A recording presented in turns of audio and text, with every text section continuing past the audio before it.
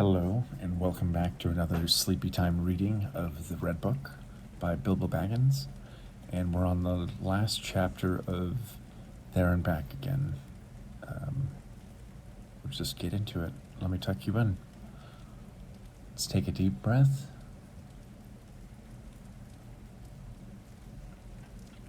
Things are drawing to an end now. Unless I am mistaken, there is an unpleasant time just in front of you. But keep your heart up. You may come through all right. There is news brewing that even the ravens have not heard. Good night. Puzzled and cheered, I hurried on to return to my friends and fell fast asleep until morning. Next day, the trumpets rang early in the camp. Soon, a single runner was seen hurrying along the narrow path. "Hail, Thorin," said Bard. "Are you still of the same mind?" "My mind has not changed with the rising and setting of a few suns," answered Thorin.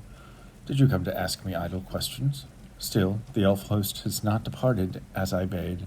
Till then, you come in vain to bargain with me." "Is there nothing for which you would yield any of your gold?" asked Bard.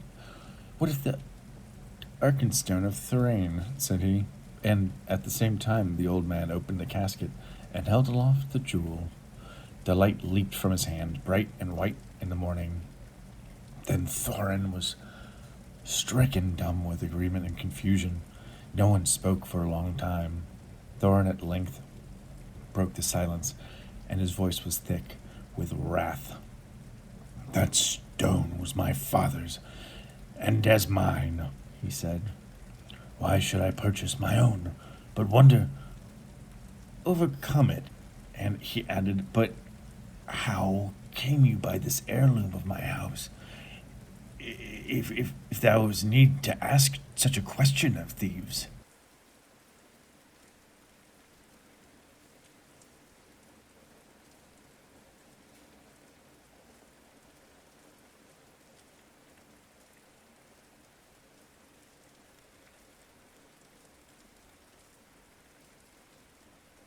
"We're not thieves," Bard answered. "Your own we will give back in return for our own." "How came you by it?" said Thorin in gathering rage. "I give it to them," I said.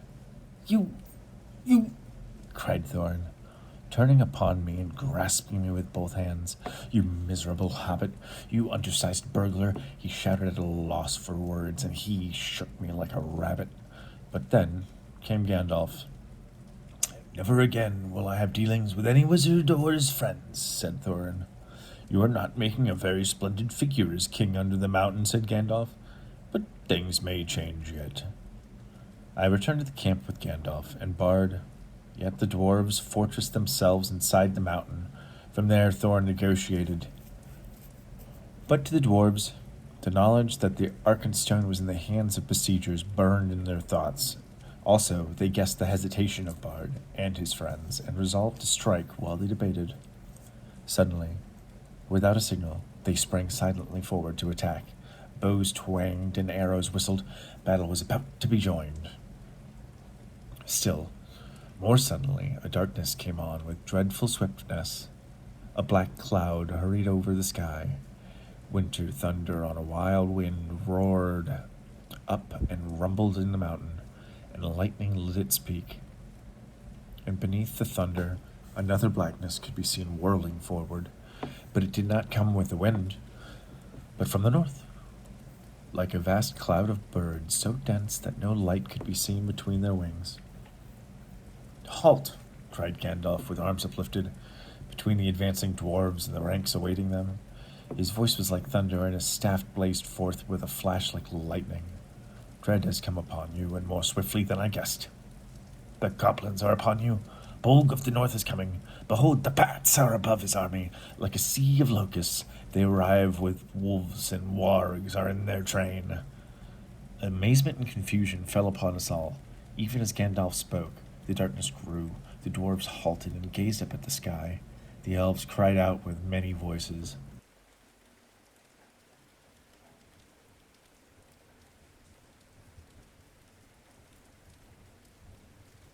"Come," cried Gandalf. "There is yet time for counsel. Let Dane, son of Thrain, come swiftly to us. So began a battle that none had expected. It was called the Battle of the Five Armies. Upon one side were goblins and wild wolves, and upon the other, elves, men, and dwarves. Ever since the fall of the great goblin of the Misty Mountain, the hatred of their race for the dwarves had been kindled to fury. Messengers had passed to and fro among all their cities, colonies, and strongholds, for they resolved now to win the dominion of the north. In all mountains there was a forging of an army. They marched and gathered by hill and valley, by tunnel or under dark, until around and beneath the great mountain Gundabad of the north, their capital, a vast host was assembled, ready to sweep down in time of storm, unawares upon the south. Then they learned of the death of Smaug, and joy was in their hearts, and they hastened night after night through the mountains, and came to this place at last on a sudden from the north, on the heels of Dane. "To the mountain," cried Bard, "to the mountain! Let us take our places while there is still time." On the southern spur, in its lower slopes, and in the rocks at its feet, the elves were set. On the eastern spur were men and dwarves, but Bard and some of the nimblest men and elves climbed the eastern shoulder to gain a view of the north. It was a terrible battle. Suddenly, there was a great shout, and from the gate a trumpet call. They had forgotten Thorin. Part of the wall, moved by levers, fell outward with a crash into the pool. Out leapt the king under the mountain, and his companions followed. Hood and cloak were gone. They were in shining armor, and red light leapt from their eyes. In the gloom the great dwarf gleamed like gold in a dying fire. Rocks were buried down from on high by the goblins above, but they held on, leapt down to the fall's foot, and rushed forward to battle. Wolf and rider fell off or fled before them. Thorn wielded his axe with mighty strokes. Nothing seemed to harm him. To me, elves and men, to me, O my kinsfolk," he cried, and his voice shook like a horn in the valley.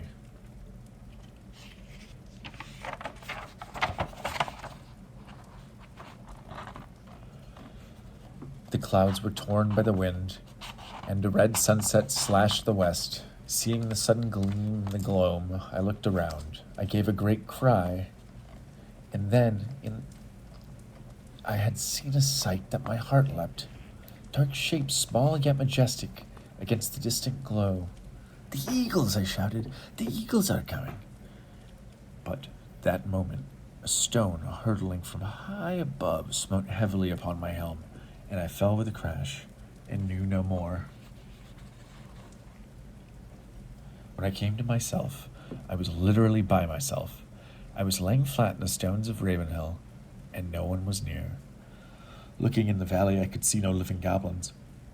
Suddenly, I was aware of a man climbing up towards me. "It is well that I have found you," said the man. "You are needed, and we have looked for you long. You would have been numbered among the many dead if Gandalf the wizard had not said that your voice was last heard in this place. I have been sent to look here for the last time.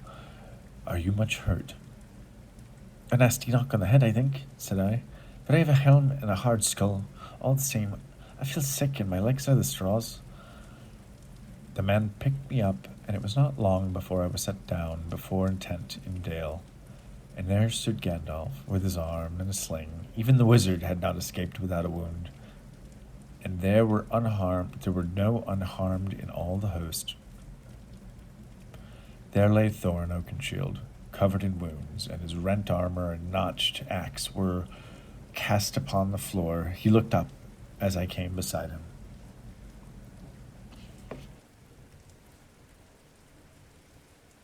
"Farewell, good thief," he said. "I go now to the halls, waiting to sit beside my fathers until the world is renewed. Since I leave now all the gold and silver and go where it is a little of the north, I wish to part in friendship, and I take back my words and deeds at the gate." We buried Thorin deep beneath the mountain, and Bard laid the Arkenstone upon his breast. The mountain was returned to the dwarves, and the treasure eventually divided fairly among all the victims of the dragon, for all felt that was a fair conclusion. And then, the time came for me to return home with my share of the treasure, but I was content with only 2 small chests, one of silver, the other with gold, such as the strong pony could carry, for that was quite as much as I needed. At last, the time came for me to say goodbye to my friends. Farewell, Balin, and farewell, Dwalin, and farewell, Dory, Nori, Ori, Glowin, Bilfer, Bomber, and Buffin. May your beards never grow thin. And turning towards the mountain, I added, Farewell, Thorn, Oak, and Shield, and Feely, and Keely, may your memory never fade. The tookish part of me was getting very tired, and the Baggins was longing to be in my own armchair. It was on May the 1st that Gandalf and I came back to the brink of the valley of Rivendell, where stood the first, homely house. The dragon is withered, his bones are now crumbled, his armor is shivered, his splendor is humbled, till the sword shall be rusted, and throne and crown perish, with strength the men trusted, and wealth that they cherish. Here grass is still growing, and leaves are yet swinging, the white water flowing, and elves are yet singing. Come, tra-la-la-la-la-la, come back to the valley. The stars are far brighter than gems without measure. The moon is far whiter than silver and treasure. The fire is more shining on hearth than the gloaming, than gold won by mining. So why go a-roaming? Oh, tra-la-la-la-lally, come back into the valley.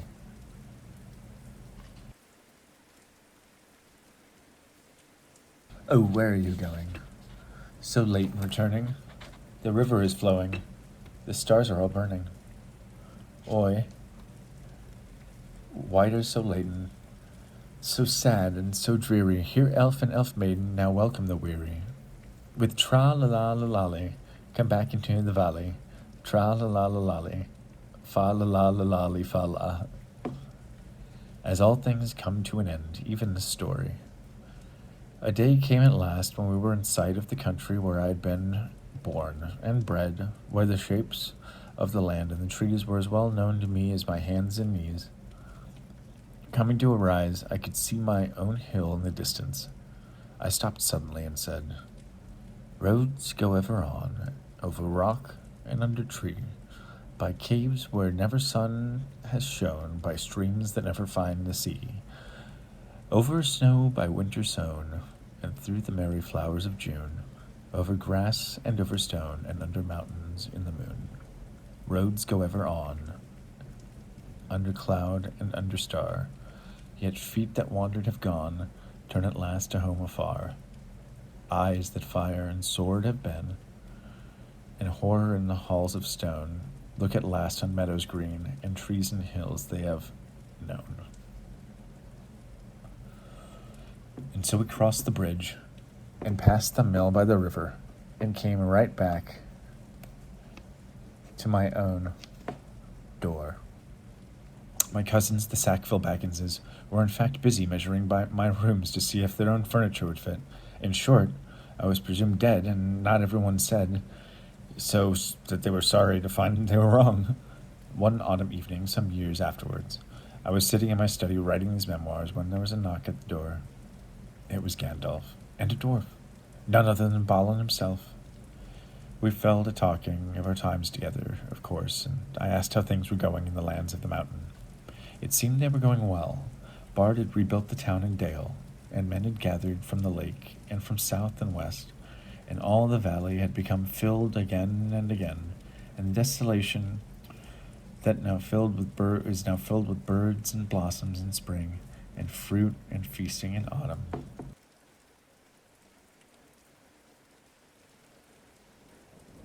And Lake Town was founded, and was more prosperous than ever, and much wealth went up and down the running river, and there was friendship in those parts between elves and dwarves and men.